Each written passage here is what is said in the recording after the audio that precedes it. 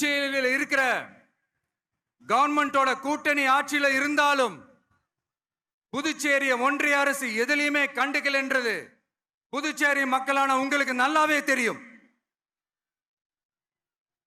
மாநில அந்தஸ்து கோரிக்கையை மட்டுமா கண்டுக்கல, இங்க வளர்ச்சி ஏற்படவும் துணை நிக்கவே இல்லைன்னு கேள்விப்படுறோம். இந்த புதுச்சேரிக்கு இன்னும் மாநில அந்தஸ்து கொடுக்கல. மாநில அந்தஸ்து வேணும்னு கேட்டு பல முறை சட்டசபையில தீர்மானம் போட்டு ஒன்றிய அரசுக்கு அனுப்பி வச்சுக்கிட்டே இருக்கிறாங்க. இந்த வருஷம் கூட மார்ச் மாசம் 27ஆம் தேதி 2025 அன்னைக்கு ஒரு தீர்மானம் போட்டாங்க.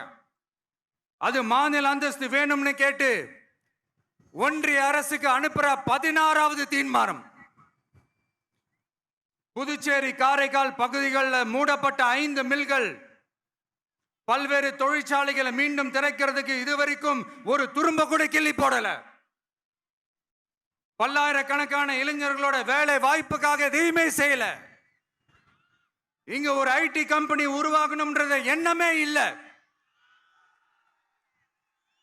அதை பத்தி யார் பேசினாலும் அது அவங்க காதல விழவே விழல.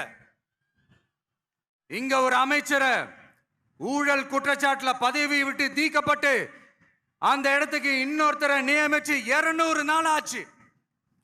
இன்னும் அவருக்கு ஒரு இலாக்காவே தரல. இந்த செயல் சிறுபான்மை மக்களை அவமானப்படுத்துறதுன்னு அந்த மக்களே சொல்றாங்க.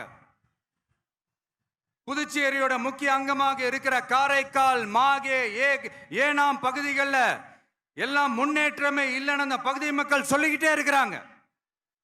குறிப்பா காவிரியோட கடைமடை பகுதியான காரைக்காலை மொத்தமா கைவிட்ட மாதிரி தான் இருக்குது. இது எல்லாமே முன்னேற்றம் அடையணும்.